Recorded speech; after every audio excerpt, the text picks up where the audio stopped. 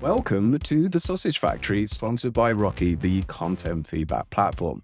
So this is our regular look at the world of content marketing. We're going to be celebrating the good and shining a light on the what could be better, with the single aim of encouraging the world to make better content.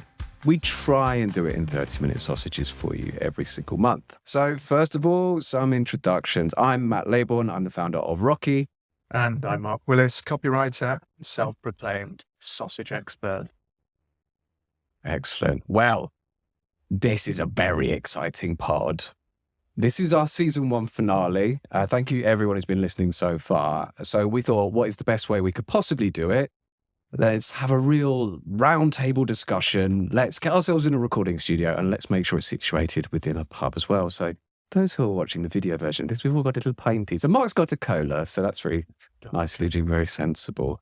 So it feels slightly hipster, but that wasn't the intention. But this is a special pod. As we're doing a special pod, we're going to be doing a sneak preview of some new research, which we couldn't wait to hear about.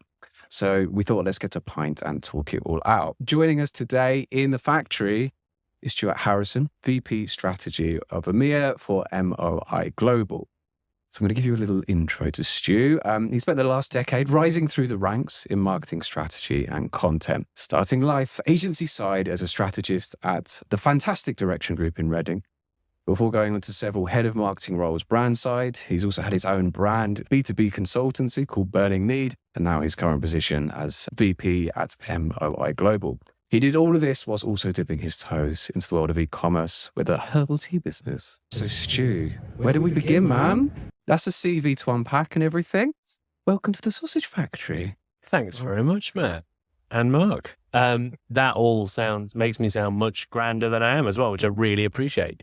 I also didn't realize this was a monthly episode. So thank you very much for giving me an entire month's worth of credit. I feel suddenly a lot more pressure to deliver. So before we get into Stu's research, we've got some very important research of our own to conduct. It is, of course, the sausage quiz. There was talk of a special edition sausage quiz with a blind taste of sausages, but it was deemed potentially inappropriate by our sponsors. And quite frankly, we don't want to corrupt our data with a needless variation. So it's Sausage Quiz Classic Edition. 3 questions that will give us a deep psychological insight. Stu, what's your favorite type of sausage? I have my own question before you do that. What sausages were you planning to do in this blind tasting that made it inappropriate for sponsors? I'm quite curious by that. Wow. It was the idea that sparked inappropriate ideas, mainly from my colleague across the desk. Oh. Fine. Okay, fine. Oh, no, hang on, fair I enough. forgot about that. Yeah, I remember now. But if we'd known, then the blind tasting would have incorporated a Buddha. I asked you not to bring that type of sausage up. So a boudin noir, I believe is what it's called. I might have blocked out what it's actually called in my memory, but it has a similarly French-sounding name. Whatever it is, it's a type of sort of blood sausage, but it is it's vile. It's the worst type of sausage I've ever tasted, and I actually ate that in front of people that were colleagues at the time who were all French and saw it as a bit of a national treasure. Oh no! It did not go down well, quite literally. I don't understand how a sausage could be bad. I think some things that people put inside the sausage. I don't know what they were, but they tasted like very unpleasant things that I won't describe on what could one day be national radio for all I know. Favorite type of sausage, though, and I thought long and hard about this because I think I mentioned it to you guys in my notes. Sausages was genuinely my first spoken word as a child. So this appearance for me is 31 years in the making, and it means a lot more to me than it probably should. This is groundbreaking. Yeah, and I think that's maybe the way you select guests going forward. How far up their vocabulary priority list was sausages. If it's not in the top 20, you simply cannot be a guest. Why bother? Yeah. Exactly. You know, mum, really dad, dog, sausage. Exactly, in that order. No, for me, sausage came before pay, apparently. To answer your question, black pudding. I'm counting it as a type of sausage. Okay, yeah. We haven't had a black pudding before. Good. That's what I was hoping. It's delicious. And I prefer eating it the way my grandma eats it, which is raw Right. with a bit of vinegar. You get a lot more flavour out of it. The trick is, though, you have to buy a high-quality black pudding, otherwise you've got no idea what you're eating raw. I'm sorry, what sort of dinner is this? Is it just a black pudding on a plate with some vinegar, or is it part of a breakfast? Yeah, it typically appears at like a Boxing Day buffet. It's very much an individual item. I am learning centerpiece. so much today about sausages. So does that make it into your favourite sausage-based dish? Certainly not in this scenario, because that would be a very dull response. No, I think for a sausage-based dish, it's a classic toad in the hole. But you've got to have a really well-risen Yorkshire pudding base, and it has to be done in a very large tray so that it resembles a little sausage castle. Mm. Toad in the hole might be at least way in favourite sausage-based dish. How many times has that come up now? That's Have we got a tally? I mean, obviously, there's a great piece of content coming back in the sausage quiz, all this data consolidated. The sausage preferences of leading marketers ebook. I'd give away my national insurance number to read that. Here are my passwords. Yeah. So the most controversial question, as it turns out, preferred meat / or meat percentage. Well, a sausage, in my mind, is a vessel designed to deliver meat to the human body. So as high as possible would be the meat percentage, unless you found a particularly tasty flavoring to mix in there. I mean, I've had veggie sausages. Some of them are fine. I just classify them as a different type of meal. Mm-hmm. And that's how I get around it in my own mind. That is the response I was expecting to get more often in this quiz, but lots of people have gone cheap. Low meat percentage with sausages. As their favourite. Yes, yep, I believe so. We've got a couple. Apparently there's not as much research that goes into it as some people. Linda McCartney's got a lot to She has. And the party sausage, quite frankly. Oh, but I'm sorry, I'm taking up far too much time in your podcast talking about sausages. But we moved into a house 5 or 6 years ago, and my partner's father was checking the radiators for us, took the top off, and then he the radio's top noise. This is a real deviation from where we're supposed to go. And said to my partner, wife now, put out your hand. So she did. And then he just dropped these small brown objects into her hand. And I've never seen someone float 4 foot across an entire room screaming quite that loud. She thought that he'd put a couple of dead mice in her hand. And they were actually cocktail sausages. Yeah. That had potentially been in that radiator for a good 2 years. I think there was a small child that had lived there previously and had stuffed them into the gaps. I love that. But what had happened is they'd been in there for, like I say, well over a year, and they looked identical to when you would buy them off the shelf. The only difference was they had no weight to them. So I now can't eat cocktail sausages. And your partner suffers from sausage trauma. It's correct, isn't it? I'm not wrong. Yes, I suppose you could say that if you really had to. So the Vital Sausage chat is over. Now we have to talk B2B marketing content. Let's do it. So the reason we're all gathered today is to go through some new research that Stu and MOI Global have put together. Stu, what's this report all about? Tell us all about it. Give us a bit of an intro, the listeners an intro. Let's get into it. Can do. All right. So about 18 months ago, myself and my team set up something called the Intel practice for MOI Global, which is essentially helping B2B marketers better use data and insights in their campaigns, their approach, their research of buyers, whatever it might be. We've done that in a very fly by the seat of your pants way, but listening to what people want the entire time, we've built 8 or 9 different solutions out of it. And we wanted to use this as a bit of a sense check moment for ourselves to say, where are marketers actually struggling with data so that we can figure out how to be the most helpful in helping them be more creative with data and insights. Because let's face it, most marketers nowadays have got an absolute stack when it comes to MarTech. And a lot of it is sort of sat in the background. It's not necessarily getting used in a great way. So we we did a survey of 275 B2B marketers across North America, the UK, and the Middle East. And we wanted to figure out exactly where and how they were using data in their marketing. So we looked at 4 or 5 main areas. One was account-based marketing programs, because they are all the rage. Yep. We participate. Industry and buyer targeting. In sales and marketing collaboration, which is an interesting one. And then sort of an umbrella customer centricity space where we looked at value propositions, messaging, and content planning, which is what I thought maybe you guys would be interested in talking about. Yes, 100%. But so much of the data is always so siloed across different teams as well. Like one team has social listening, one team has an insights tool of some sort, another team bought a subscription to X, another team led by SEO only.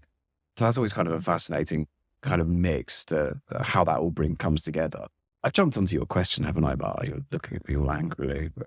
I think that's just my resting pod face. Yeah. What are the biggest challenges that you found this research? I'm really glad that you asked that, Mark, because that's what I was expecting. I would have been very thrown off if Matt had done it all of a sudden.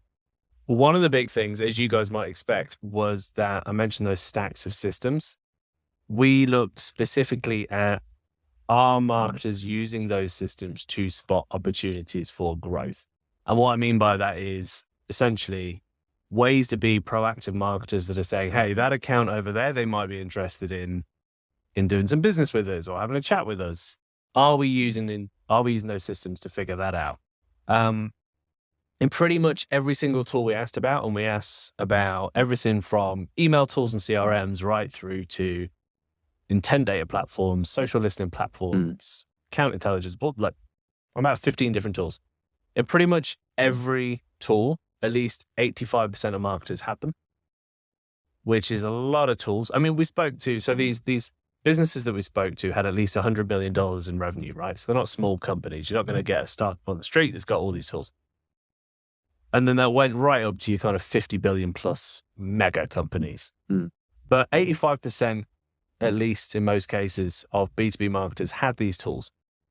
But in a lot of cases, the majority of them had them but didn't use them to spot growth opportunities. So the really surprising one there was, referenced something from far later in the chat, but I'm going to do it anyway. Something like 68% of marketers admitted to having intent data tools. So the thing you use for account-based marketing, see which account is in market, and not using it for spotting growth opportunities. So if you think about that for a second, that's an intent data tool that you're not using to check for raised intent. Yeah, what? what are they using it for? What are they doing with it? Maybe really smart content planning, to be fair. Maybe they're looking at it from a topics perspective. Or maybe I poorly worded the question. Who knows? The validity of the research is not beyond reproach. Yeah. That's mad. That's mad. So when you're going through all of this data as well, I mean, that's quite a surprising point in itself. But is there anything else that really jumped out at you? Like, oh my God, I just didn't think marketers would be doing that, or I didn't expect it, or were there things there where you were like, I thought they would be doing that. I knew they'd be doing that. And yeah, I don't know what kind of surprises came out of it for you. Do you know what? I shouldn't be surprised anymore, but I still always am. I have a very patriotic sense of self. And the UK actually came out as the least customer centric pretty much across the board. When you compare us to North America, to marketers in the Middle East, that's through content planning, value proposition development, messaging creation, pretty much anything we asked about, we were the least customer centric. That's not to say we're doing it bad. It's to say that we are not either using the most customer centric tools. And what I mean by that is we laid out all the different methods of feeding into your content planning, for example, right from data about your product brochure information, input from your executive board, all on the kind of company influence side of the spectrum, right through to in the middle, you've got things like keyword tools and social listening. And then on your far end of that spectrum, you've got focus groups, surveys, customer interviews. So all that means is we are a little bit closer toward, and everyone's fairly close to the middle. No one was great at being like, oh, we only ever do customer interviews. It's our single source of information about the customer. But we were the furthest towards the kind of lower end of that spectrum, which I found quite surprising. Was there any insight in the data as to why? I always love it when you see these reports and you've got these big geographical differences and you think, oh, what's the level of adoption from country X to country Y? Is there any insight that you had in that report that would kind of go, I can see why that country or that region is behind another or not? What I will say is some Middle Eastern marketers were seemingly more enthusiastic about quite a few different areas of the report. So either they're very active or trigger happy in the survey, who knows? But they had a better tendency for the face-to-face customer interactions. And I think that probably rings true based on having worked with people in the Middle East before in a marketing sphere. You know, they are much more happy to jump in front of a customer and have a chat. We're almost a little bit scared of it over here sometimes. That's interesting. And I think they're happy to jump in a room, ask their customer, ask their client. They've already got those great personal relationships. So that's where I think some of that has come from. Whereas I think here we are a bit hesitant. I know it's very easy in the UK to just sort of grab whatever data you've got in front of you and use that as it'll do kind of basis. And I'll use my gut feel for the rest of it. So I wonder if there's some of that going on when actually we should probably take a bit more time to go speak to people. But what you've described there is that reminds me of some campaigns that I've worked on in the past, you've probably worked on in the past, and you're like, we're just going off of like random data points here. Like, it might be a good one, it might be a really good social listening one, but like, it's so obvious to actually just talk to the customer and be like, well, what's the problem? What's the challenge that you have? How can we solve it? Like, and even with sales as well, I was having this conversation with someone yesterday, like getting feedback from sales teams who are at the cutting edge of closing a deal or not, which is kind of what we're in it for. What are the challenges that they're hearing and what are they not hearing? That's really interesting that was a kind of a missing factor from the UK. Yeah, and don't get me wrong, like, most of our clients are absolutely chuffed to go into customers. It's just almost like we have to remind ourselves here that that's an option because the default is to maybe quote the buyer insights that all of us are quoting. Yeah. You know, if you take the time to bring it up in the scope of work with the client, I find that everyone's very receptive to getting the customers in to speak to them if we can do it in a timely fashion. Okay. So we're kind of straying into opportunities, territory, places where B2B marketers can improve. So in terms of like the opportunities that you've seen in the research for B2B marketers to use data to improve their content, what are the kind of biggest, juiciest ones? There's a few, really. I mean, one of them, I didn't really touch on this before, we looked at content customization as a concept, right? So if you are, let's say, a really time-strapped marketer, you're going to have a single value proposition, single set of messages, you're going to put out a single set of content. That might be the case if you're, a fairly small, very focused SaaS business that has one main audience. But a lot of the reality is with a lot of big enterprises, they will speak to several industries, several markets, several types of buyer. What was surprising in the research was that marketers, in many cases, and again, UK was most guilty of this, we were very willing to customize content for individual industries, individual markets. And we asked about lots of different types of things they might customize, and then we plotted them out for the report in terms of your typical buying journey, awareness, consideration, solution. And we looked at, on average, what percentage of the marketers are customizing those parts of the buyer journey. We added a preparation stage before that buyer journey where we included the value proposition and messaging. See where I'm going with this. And more marketers were customizing awareness and consideration content and solution content, again, especially in the UK, compared to the value proposition and the messaging, which is a bit of a head scratcher for me. Yeah. Because it begs the question, what are you putting in the content?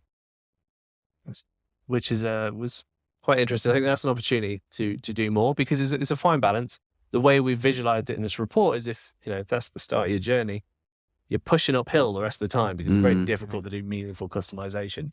Similarly, there was one size of business, that they were all personalizing the value propositions of the messaging, but far fewer were actually rolling it out into customization. You don't want that either, because that means that is sat in a drawer somewhere. Yeah. And it's not going to apply to your content. So ideally, you want to be rolling flat, right, across all those different things. That's definitely one opportunity. Is if you are going to customize content, just take that little bit of extra time to do the value proposition of the messaging.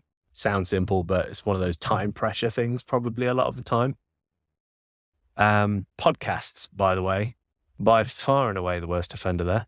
Something like 40% of marketers were creating podcasts or even podcast series for individual industries and markets. There's lots of guilty looks around the table. Yeah, and only about 28% of them were doing the value proposition and the messaging first. So, which begs the question. We did do that, to be fair. What is the key message of this podcast, I wonder? Keep listening and buy things. Oh, perfect. That's fine. Yeah, that counts. It's really basic, but it works. Other opportunities. You guys probably talk about content feedback loops and SEO platforms quite a lot, so I'll avoid that.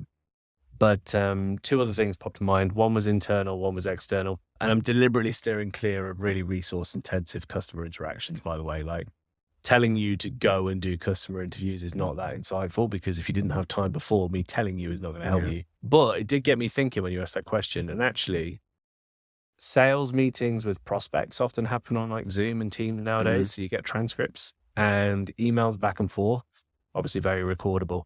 If you could pass, it's not that difficult to do with tools nowadays, pass all of the questions from the customer, or the prospect, sorry, that come out of those interactions from all your Salesforce, group them into themes. Those are probably the gaps in your self-service content journey. So that'd be an interesting thing to explore, I thought, maybe. External view.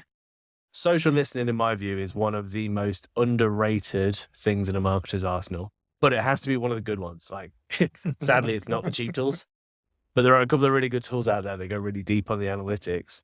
And what we ended up doing for a client was creating a bit of this was very much me playing around with data because I wasn't very good at it before, was create an index. Because if you are in a market where you're against Microsoft, for example, and you are, let's say, a company with, I don't know, $50 million in revenue, you are naturally going to have far fewer mentions in the online sphere than Microsoft in any given topic.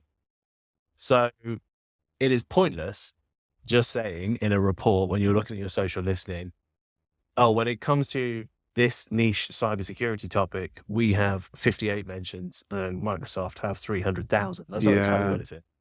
But if you can look at your different little niche topics in the market that you could potentially be mentioned for, and you can create an index where you figure out what's your average amount of contribution to that conversation versus Microsoft versus all your other competitors. If you know that in topic one, your business is going to get like 2% of the mentions. That's your average. But in topic two, you've got 10% of the mentions. That's a big deal. That means you are over-indexing in that topic. You're doing very well in that topic. People are talking about you for some reason. And then that gives you a reason to deep dive. And then the next thing we did was put it through a sentiment tracker. Are you being mentioned more than average in that topic for a good reason or a bad reason?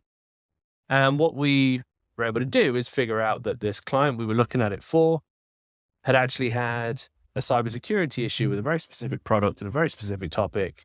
And that was being spoken about and they needed to fix it, kind of thing. So if you can set that up, you can figure out things like, where are your competitors actually investing their time? Because you can see where they're over-indexing as well.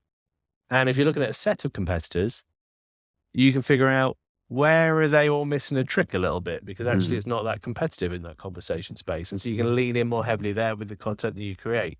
That is a very long-winded explanation. Hopefully it makes sense, because I can get a little bit... It completely makes sense. Acronym-y. It's also like a reminder that social listening shouldn't just be a tool of the big companies, the corps and things like that. There's always someone talking about a topic that you're in. There's always someone who's talking around that cluster. I did some work with a client of mine recently as well. They have very limited share of voice in what they're doing. They're a corp they are a core brand. They sell to corporates, but they're not huge outside of their very niche space. So when you look at the social listening, you look at that overall pie, and everyone says that things are lovely, really positive sentiment, an okay amount of mentions. What was really interesting in it that they didn't pay attention to was their positioning, because they're core and they were like, oh, next year we're going to go to mid-market and to small business. All of the conversation was about them being like, oh, this is a really good tool for corp teams. I'm like, that's a huge good, but it's all good because it means you're relevant to your current audience. It's also a problem because it means your messaging, your positioning at the moment when you go into market to this new segment isn't suitable because you're seen as a big player in this particular space. So yeah, there's huge insight in picking those up. I'm going to have to pick your brain about some tools and things like that later on because I'm fun like that. Yeah, let's do it. An audience of two, we can delve right into. We'll have a little pint in the corner of the pub and talk about social listening tools. Mark, I'm going to hand this next one on to you because this was your brainchild, this next question. When we were thinking about this, we were talking about voice of the customer, and one of the things that kind of immediately struck me was in creating this, was there a particular need that you were responding to? Were you kind of, whatever the phrase, drinking the Kool-Aid, practicing what you preached? What was the thought process, I guess, behind this piece of research? Yeah, I'm really glad you sent me this question in advance, by the way, because it's the one that feels most like an inquisition. Yes, there was a reason.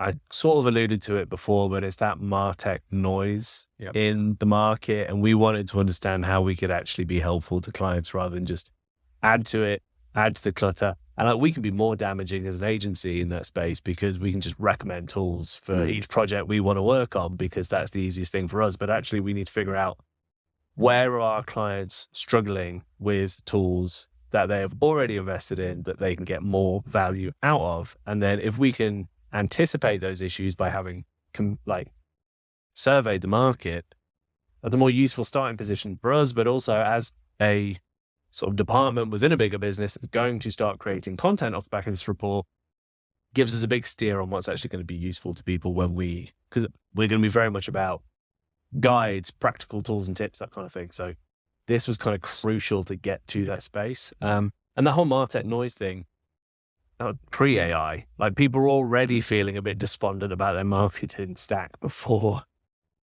GPT everything kicked in. So now, I dread to think what it's like to be an actual marketer who's being told from all directions they've got to start using these other tools as well. So, hitting one of the key principles of good content, some help your audience. I'm going to use that as a segue to steal a question now as well, Matt. So steal away the new format, it's kind of game show. Steal. Go ahead. I mean, off the back of this research, if there was one piece of advice for people reading it, your audience, what would that be? So I fully understand that Rocky is a content feedback loop tool, but it is genuinely one of the biggest tips I would give to people is create that feedback loop on your content so that you can realize whether it's actually helping or not, because those stats do not always give the full picture. And it's so easy to just carry on creating without having the full view of whether it is useful or not, or whether people have just been so bored to death by your content they've seen there's a good time to go and empty the dishwasher and the dwell time's really high. You don't know. Unless you have that actual feedback loop. I'm going to cheat as well because I have a second tip that came to mind, which is content promotion and more promotion, and then more promotion for the thing that you've actually created. Because in B2B, I think we can be, small businesses are always better at this sort of stuff because they have to be more hot on it. But there's a lot of room for actually having a content promotion process that sits after the bit where you published your ebook. And you say, right, great. Now, what are we going to do to get it out there in the world? Sometimes it feels a little bit like we create a content factory line, but we have no sales and distribution department. So all of that content we're churning out off the factory line just sits in a big pile just outside the factory door. And then whoever happens to wander past can come and pick them up. But other than that, it's not going anywhere. I think a lot of the time, because it's usually such a torturous process to get there. Like people think we've made it, we've got it over the line, and then we see it all the time. Then you don't do anything with it. It becomes an afterthought, though, doesn't it? It's like I've made the thing, it's out there, and then it's like a week later, I'm like, okay, I need to get planning the next ebook urgently because someone in sales said that they need it, and it's like this is absolute madness. You can continually use this piece of content again and again, different channels, different formats, have people talk about it on video, podcasts, on, whatever. Get the message out there and find out if it actually resonated, if it actually worked before you go and make the next thing. I think what happens is it's almost the creators get bored before anybody's had a chance to notice it. So it's like, again, you've got to put yourself in the shoes of your audience. They haven't seen it yet. So make sure they do. And like, even if you've lived it for however long, like they haven't, you've got to keep hammering it until they get to see it. I read a book on brand once. I can't remember which one it is, but they said a similar thing about your brand. Founders, small businesses, they go through this process where they've been telling the same story for 2-3 years. So they assume the market must be sick to death of it. But the truth is, in that 3-year point where you can't stand it anymore, they've probably just heard it for the first time in many cases. And it's exactly the same thing with the content you've meant to create in 3 weeks, but it got held up internally and it took 11 weeks. And then another team came in and they wanted to give their opinion on what the visuals should look like. So it took another 4 weeks after that. Like you say, by the time you get there, the last thing you want to do is sit promoting it. But actually, that is the prime time because no one's seen it yet. So, Stu, amazing. Thank you so much. So now it's time for Matt's Bangers. This is the section of the show where we showcase a piece of content that we absolutely love. And Stu, this week it's over to you. What have you got for us? What is going to be your banger? So I've got an oldie but goodie for this one. It is my go-to resource, firstly for myself, but now for when other people say they'd like to know more about brand, which happens all the time, as I'm sure you can imagine. It is Marty Neumeier's, and I hope I'm saying that name right, book called The Brand Gap. And it is an excellent resource about what a brand actually is and how you actually build one. But the thing is, the whole book is designed a bit like a PowerPoint, but not one of those really dull PowerPoints with too much text on the slide, like a presenter's PowerPoint. There's one key point on each page with a really well done visual, and you can read the whole thing in about an hour. And it's very considerate of its audience, if that makes sense. Yes. It communicates very clearly, and at no point in that entire hour do you want to put that down. So for me, that's a great piece of content. Right. So for every banger, there must be the sausage of death, an incredibly dull or unhelpful piece of content. And that's our uplifting way of finishing this show every month. I awarded one awfully dull or poorly written piece of content, the SOD titled. So, Stu, have you got an SOD or sausage of death for us today? I do. It's not one sausage of death, many. It's a movement of deathly sausages, if you like. Doesn't it? Yeah. Wow. Yeah, it's like a Halloween special of your local butcher. Explainer videos and articles on how to use ChatGPT. That's enough. Collectively, we now have hundreds of thousands of these. You can consider the buyer question well and truly answered. In fact, where's the camera? This is a public appeal. We do not need any more ChatGPT content. When they bring something new out, feel free, but can we nominate someone to do that, please? We're all doing it. I've made the mistake of doing it. I sincerely regret it.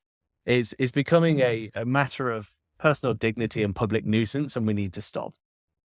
Good. That is an excellent example. It's like telling people how to use Google again. Like do you want to? Yeah, so just think really That's my hard. guide. I've written a guide. Just think really hard before you decide that you too want to be a GPT bro, And don't get me wrong, we're sat in a brewdog in a central London station. Yes. Half of the people in this pub will be GPT bros. They've all got their own YouTube channel, I'm sure of it, but enough is enough. There's a legion of prompt engineers out there at the moment who are furious at what you've just said. Oh, I was going to ask you You guys had a a- question, actually. Oh, okay. I noticed in your handy little prep document that you gave me. and I Very, very assumed you well were going to mention prepped. this in the Notice that podcast. the guest is well prepped and ready to go. Yes, all of the humour-related stuff is well done in advance. You called it the sausage of death. You called it a Dodenspolter. Yes. I was wondering how long it took you guys to find a term related to both sausages and poor content. Was that days of research or months? I think it was pure serendipity, actually. It was just like interesting idioms from other languages. It came out as Dodenspolse. It was a Danish phrase for something that was really boring.